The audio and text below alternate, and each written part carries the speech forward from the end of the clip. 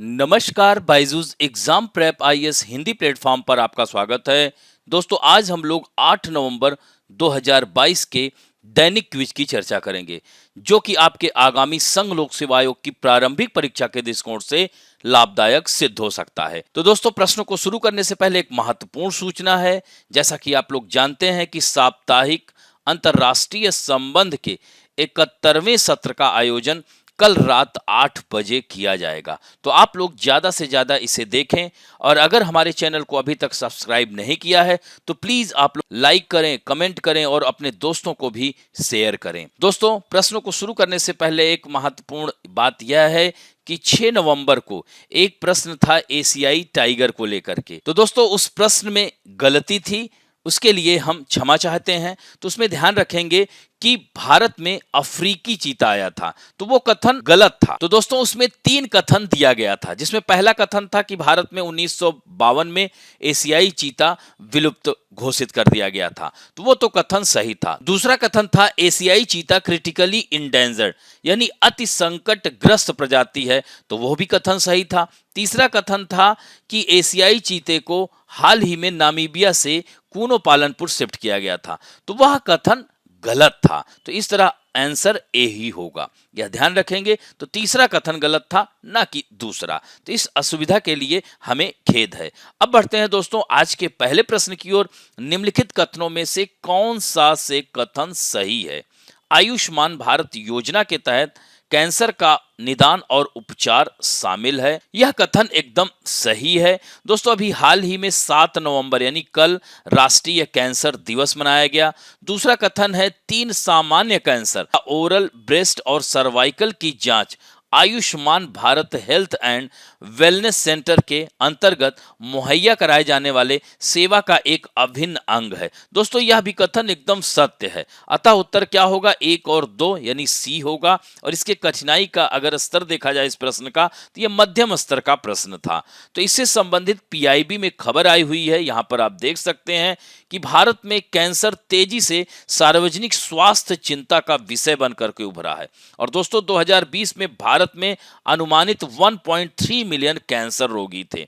और इस तरह से विश्व स्तर पर अगर देखा जाए तो 2020 के दौरान लगभग 10 मिलियन मौतों में कैंसर की वजह से लोगों की मौत हुई। तो दोस्तों, इस तरह से इस कैंसर की रोकथाम के लिए हमारी राष्ट्रीय सरकार ने विभिन्न प्रकार की पहल शुरू की है, जैसे प्रधानमंत्री जन आरोग्य योजना। तो दोस्तों, प्रधानमंत्री जन आरोग्य योजना के अंतर्गत गरीब एवं कमजोर समूह के स्वास्थ्य संबंधी वित्तीय बोझ को कम करने के लिए लागू किया गया है, जो गुणवत्तापूर्ण स्वास्थ्य सेवाओं तक पहुंच प्रदान करेगा। इसके अंतर्गत प्रत्येक लाभार्थी को 5 लाख रुपए प्रति वर्ष स्वास्थ्य बीमा उपलब्ध कराया जा रहा है। इसी तरह से अखिल भारतीय आयुर्विज्ञान संस्थान में ओंकोलॉजी पर फोकस किया जा रहा है। कैंसर देखभाल बुनियादी ढांचा को और मजबूत किया जा रहा है। दोस्तों, उत्तर पूर्व भारत में भी कैंसर देखभाल अवसंरचना, जिसमें देख सकते हैं कि भारतीय प्रधानमंत्री 2022 में ही 7 कैंसर अस्पतालों को राष्ट्र को समर्पित किया, जिसमें डिब्रूगढ़, कोकराझार, बारपेटा, दरांग, तेजपुर, लखीमपुर और जोरहाट में बनाए गए हैं। इसके अलावा और भी अभी पाइपलाइन में हैं। इसी तरह से भारत सरकार राष्ट्रीय कैंसर ग्रिड, जिसे एनसीजी कहते हैं, देश भर में प्रमुख कैंसर केंद्रों, अनुसंधान संस्थानों, रोगी समूहों एवं धर्मार्थ संस्थानों का एक नेटवर्क है। इसका उद्देश्य है कि कैंसर की रोकथाम, निदान एवं उपचार के लिए रोगियों की देखभाल के समान मानकों की स्थापना के साथ ओंकोलॉजी में विशेष प्रशिक्षण एवं शिक्षा तथा कैंसर में नैदानिक अनुसंधान की सुविधा प्रदान करता है। दोस्तों, राष्ट्रीय कैंसर ग्रिड वर्ष 2012 से यह कार्य कर रहा है। इसी तरह से राष्ट्रीय औषधि मूल्य निर्धारण प्राधिकरण ने कैंसर पीड़ित मरीजों के लिए स्वास्थ्य सेवाओं को अधिक किफायती बनाने, अर्थात कैंसर रोधी दवाओं की कीमतों को कम करने के लिए फरवरी 2019 में 42 एंटी कैंसर रोगियों के लिए मार्जिन युक्तिकरण पर एक पायलट परियोजना भी लॉन्च की थी। तो इस तरह से सरकार लगातार कैंसर रोगियों के लिए पहल कर रही है। अब बढ़ते हैं दूसरे महत्वपूर्ण प्रश्न की ओर। कौन सा संवैधानिक प्रावधान यह सुनिश्चित करना संघ का कर्तव्य निर्धारित करता है कि प्रत्येक राज्य की सरकार संविधान के प्रावधानों के अनुसार कार्य करे? अनुच्छेद 355, अनुच्छेद 356, अनुच्छेद 365 या अनुच्छेद 371? तो दोस्तों इसमें उत्तर होगा अनुच्छेद 355। तो दोस्तों अनुच्छेद 355 में महत्वपूर्ण प्रावधान है। इसमें संविधान में उस प्रावधान को यह संदर्भित करता है जिसमें कहा गया है कि संघ का यह कर्तव्य होगा कि वह बाहरी आक्रमण और आंतरिक अशांति से प्रत्येक राज्य की रक्षा करे, साथ ही इस बात को भी सुनिश्चित करे कि प्रत्येक राज्य की सरकार संविधान के प्रावधानों के अनुसार कार्य करे। तो यह अनुच्छेद 355। और दोस्तों अनुच्छेद 356 के बारे में तो पता ही होगा, संवैधानिक विफलता उसे कहते हैं। जब संवैधानिक विफलता हो जाती है तो राज्यों में राष्ट्रपति शासन लागू होता है। तो अब यहीं पर अगर बात की जाए 355 और 356 में क्या अंतर है, तो 356 के तहत केंद्र किसी राज्य में संवैधानिक तंत्र के विफल होने या व्यवधान अवरोध की स्थिति उत्पन्न होने पर राज्य सरकारों के कार्यों को अपने अधीन ले लेता है। तो इसीलिए इसको राष्ट्रपति शासन के रूप में जाना जाता है। दोस्तों अनुच्छेद 356 राष्ट्रपति को राष्ट्रपति शासन की उद्घोषणा जारी करने का अधिकार देता है।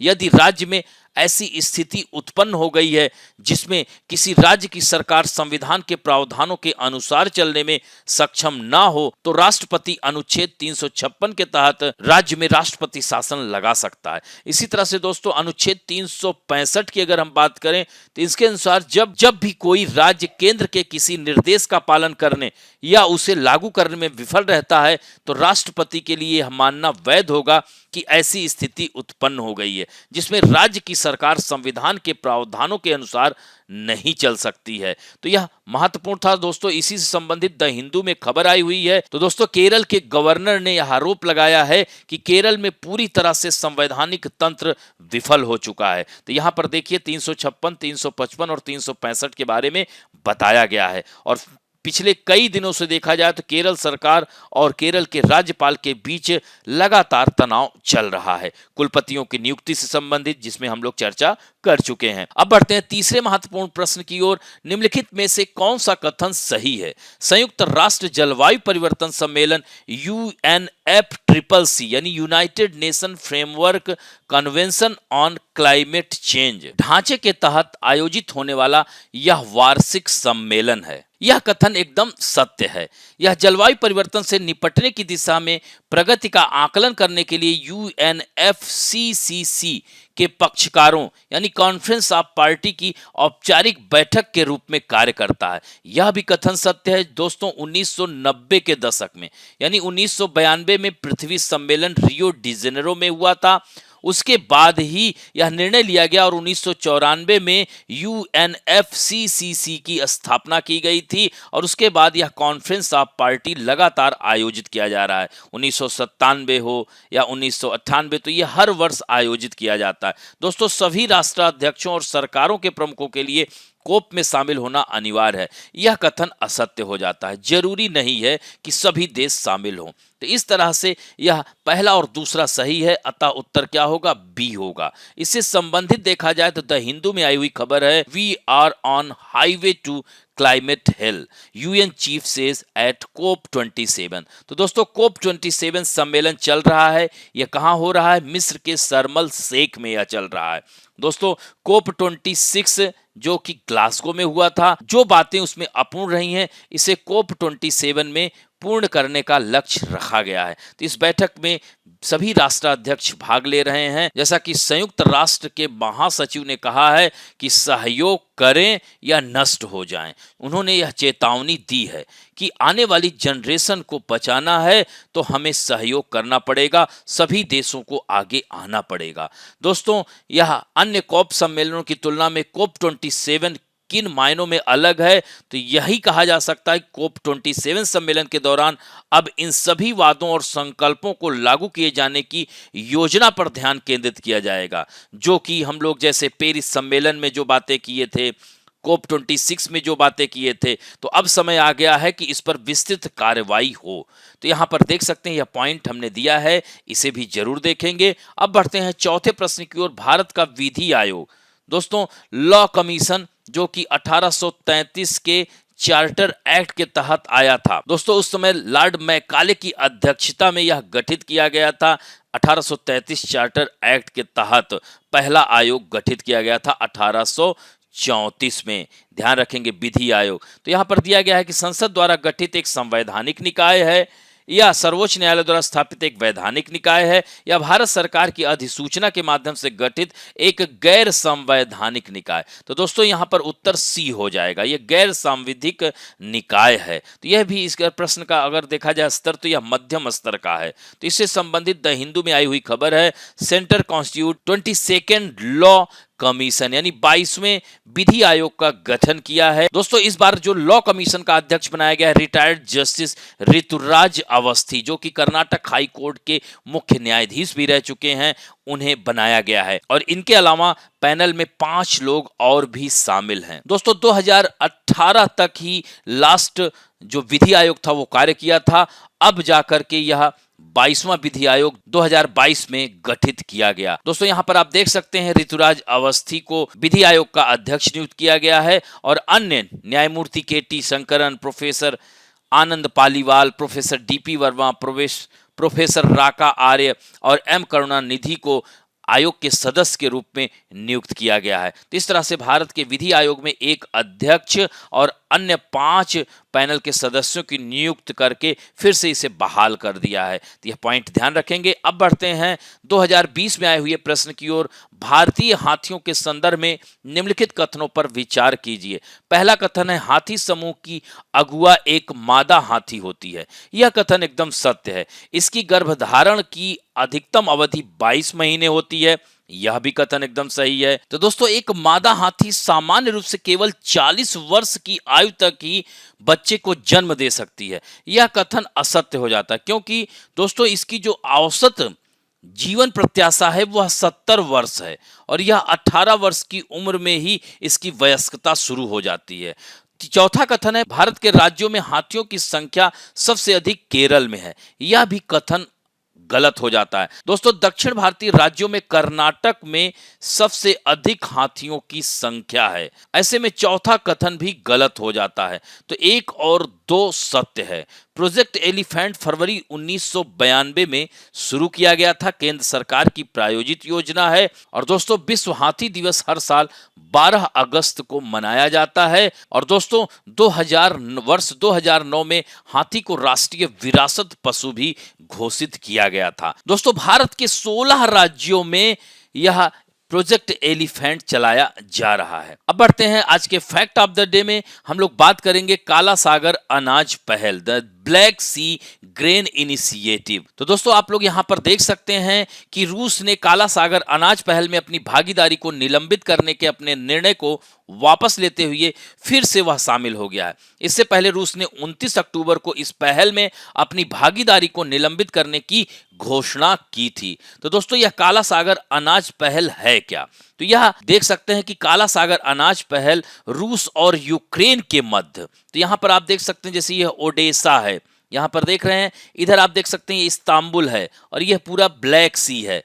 तो रूस और यूक्रेन के मध्य यूक्रेन के बंदरगाहों से अनाज एवं खाद्य पदार्थों के सुरक्षित परिवहन के लिए एक समझौता है। इसे तुर्की और संयुक्त राष्ट्र की मध्यस्थता के द्वारा 2022 में यूक्रेन पर रूसी आक्रमण के दौरान भू राजनीतिक संघर्ष के कारण बढ़ती खाद्य कीमतों का समाधान करने के लिए लाया गया था। और दोस्तों इसका उद्देश्य ही है कि यूक्रेन से दुनिया के बाकी हिस्सों में खाद्य एवं उर्वरक निर्यात को फिर से शुरू करना है। क्योंकि अफ्रीका महाद्वीप के देशों में देखा जाए तो यूक्रेन बहुत सारा खाद्य अनाज निर्यात करता था। तो संयुक्त राष्ट्र के अनुसार यह समझौता 3 यूक्रेनी बंदरगाहों यानी चर्नोमार्स्क, ओडेसा और यूजनी, यहाँ पर देख सकते हैं ओडेसा दिखाई दे रहा है, यूजनी यहाँ पर ऊपर होगा। और दोस्तों इसी के ओडेसा के नीचे अगर देखा जाए तो यहाँ पर आप देखेंगे तो चर्नोमार्स्क होगा। और तुर्की के जल क्षेत्र, तो ये वाला है तुर्की का जल क्षेत्र जो कि एक सुरक्षित गलियारा स्थापित करता है। दोस्तों समझौते को लागू करने के लिए इस्तांबुल में एक संयुक्त समन्वय यानी GCC जिसको कहते हैं ज्वाइंट कोऑर्डिनेशन सेंटर, एक संयुक्त समन्वय केंद्र की स्थापना की गई जिसमें रूसी संघ, टर्की, यूक्रेन और संयुक्त राष्ट्र के वरिष्ठ प्रतिनिधि इसमें शामिल थे।